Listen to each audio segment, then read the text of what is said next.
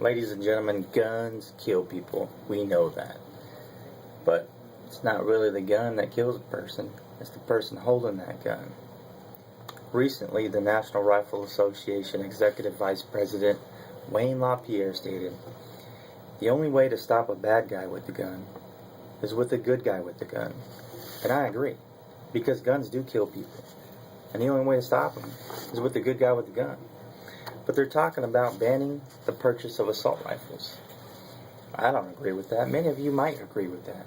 And that's our opinion. That's what's great about America, is we all can reach an opinion and hold and stick to our own opinion, but listen to other opinions. And I'm not here for you guys to listen to what my opinion is. I'm here to try to fix a problem. And the problem is there's many things that kill people, folks. Many things. I will show you the many things that will kill people. But recently they're talking about banning the purchase of assault rifles. Banning assault rifles all in general. Well, shoot, I use an assault rifle. I don't think that's going to be the answer. We don't know what the answer will be, but if we come together as Americans to stop this culture of violence in today's society, somehow we can figure it out. And I'm here to discuss different avenues of approach to possibly help stop this culture of violence that we live in today. For one, let's talk about state policies and state laws. Say you live in California. You might live in California.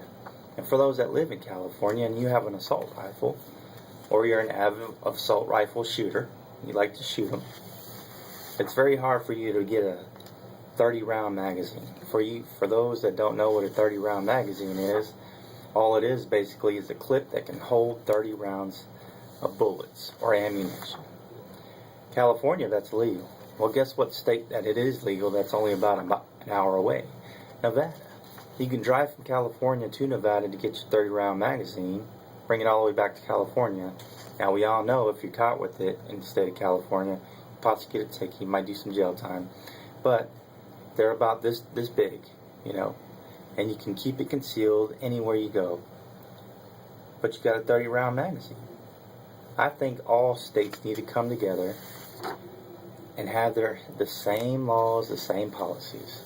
Therefore, if you live in California, all the policies and laws that require you to follow and abide by to purchase or to have ammunition, weapons, whatnot, they're all the same as if it would be in Maine or Oklahoma. I think every state needs to be the same. Comes to my second point. Recently, we had a very bad tragedy that happened in Newton, Connecticut that touched every single life. Every life. I'm talking anybody that knows what happened there was touched by it. The killer had no criminal background. A lot of states require you to have a background check to purchase a rifle, purchase a handgun. But a lot of the crimes that are happening, the killers don't have a criminal history. But they have a mental history. They have a history of seeing a mental psychologist. Well, how about we start labeling these guys? You have a soldier coming back from Afghanistan who did a lot of stuff. Unfortunately, suffers from post-traumatic stress disorder, or PTSD. Unfortunately, sir, you cannot purchase a rifle or a handgun. That's just the way it needs to be, I think. And that's my personal opinion. That's another avenue of approach that we can follow.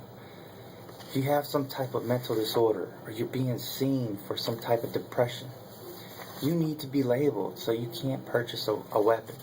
You're not mentally prepared enough to handle a weapon safely.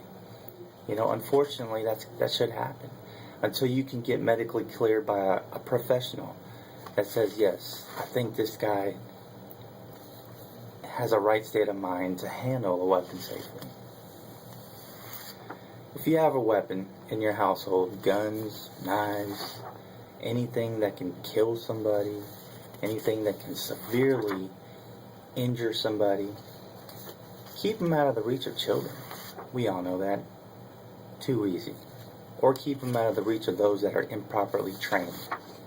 Now, when I mean not properly trained, I'm talking about before you go and purchase a handgun or a rifle, you need to show proper proof that you were trained to safely handle that weapon. Whether it be taking a weapons course, a course of fire on your handgun, a course of fire on a rifle, a hunter safety course, some type of weapon safety class that will allow you to purchase a rifle or a handgun. The majority of rifles and handguns that are being purchased are from those that hunt or recreationally shoot. These people take the proper training to go and safely handle a handgun. They were raised by a father who took that proper training, that instilled it on their children, so they know how to properly and safely handle a handgun or a rifle. And I think if you show some type of proof, official proof that you've done so, then you'll be able to purchase a handgun. But nowadays it's so easy. Nowadays you can walk in, Joe Schmo from the streets, walk in and wants to go and rob a bank and go and purchase a rifle. He's never had criminal history. He probably never had a speeding ticket. He did good in school, but he just needs money. He just needs money. And the only way to do that is to have a handgun to scare the bejesus out of people. So what does he do? He goes to the pawn shop, he purchases a rifle, purchases a handgun, and now there's more damage because he tries to go rob a bank, somebody gets hurt, A plus B equals C. Too easy. Somehow we need to make it a little harder to purchase a weapon. Somehow all states need to come together and have the same laws. And you know what? For those that have some type of depression or mental disability, we need to tag those. We need to verify who you are exactly, whether or not you have criminal history. Folks, guns do kill people. A lot of things kill people. But are we going to ban those? How can we ban everything that I just showed you? How can we ban those? Who knows? But we need to come together as America. Find avenues of approach. The banning of assault rifles, I don't think, is the answer. Like I said, in 1999, the banning of assault rifles came in effect by President Bill Clinton. He signed that. That ended in 2004. Columbine happened in 1999. And even though they didn't use assault rifles, it was just 2 9mm, 2 shotguns, didn't have an effect on what happened. It still happened. Hope you take this into consideration. Come together, America. We got to stop this culture of violence.